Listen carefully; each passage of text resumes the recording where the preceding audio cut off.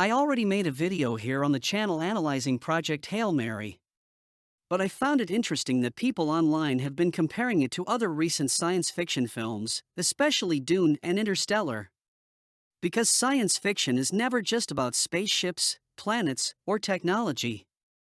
At its best, it is always asking something deeper. What does the future of humanity look like? What kind of people are we becoming? What should we fear, and what should we hope for? For example, many people don't realize that Dune takes place in a world that comes after a war against machines. In Frank Herbert's universe, humanity defeated technology and decided not to become dependent on it again. That is why, in Dune, the human being becomes the real machine. Human memory, calculation, discipline, all of that is developed to the highest degree. The future, then, is not about being ruled by technology, but about recovering and expanding human potential, even in its spiritual dimension. At the same time, Dune also warns us about power.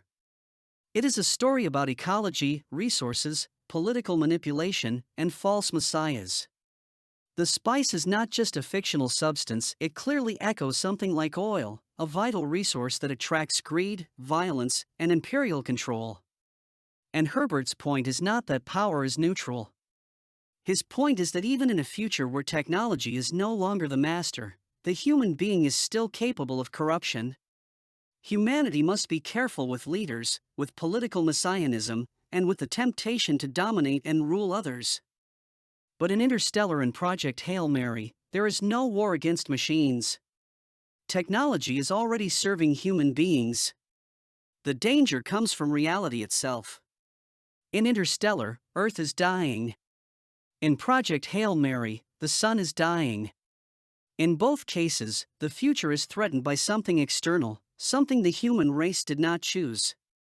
And that changes the question. How do we respond when reality itself puts us in danger? Interstellar gives one answer: keep moving forward. If Earth is no longer enough, then humanity must go beyond Earth. Nolan's film insists that the human being must continue exploring, enduring, and sacrificing.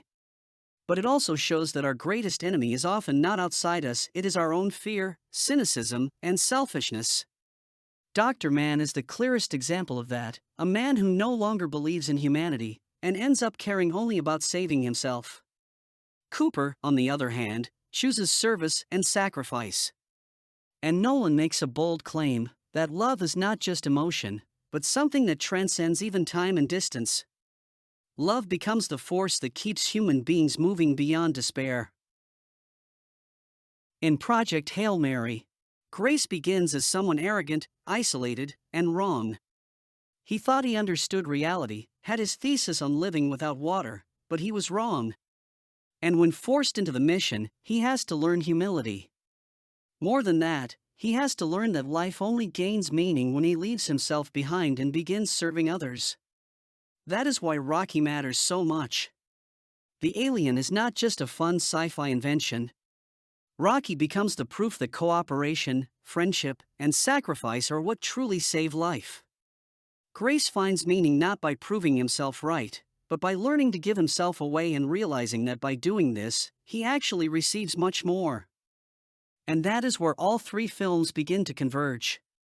Because even though they are very different in tone, all three suggest that the future of humanity will not be saved by technology alone. Technology matters, yes. But it must remain subordinate to the human person. What really matters is whether human beings can overcome selfishness, cooperate, and live for something beyond themselves. And interestingly, all three films also point back to something essential for our lives: family, memory, service, and sacrifice. In Dune, everything still revolves around houses and family lines. In Interstellar, Cooper's mission is driven by love for his daughter and points to a future with numerous traditional families. In Project Hail Mary, meaning appears through friendship and self-giving. Even memory matters in all of this. Grace has to recover his memory to recover his identity. Interstellar also depends on remembering who we are, where we came from, and what kind of civilization we are trying to preserve. The future only makes sense if it remains connected to the past. So in the end, These films suggest that the world won't be saved by politics alone, technology won't solve everything, and scientific reason, by itself, is not enough. Rather, the future depends on whether we can unite around something greater than ourselves, with courage, love, service, sacrifice, and a sense that human life points beyond mere survival. That is why science fiction still matters. Because when it is done well, it doesn't just imagine the future. It asks whether we are becoming the kind of people who deserve one,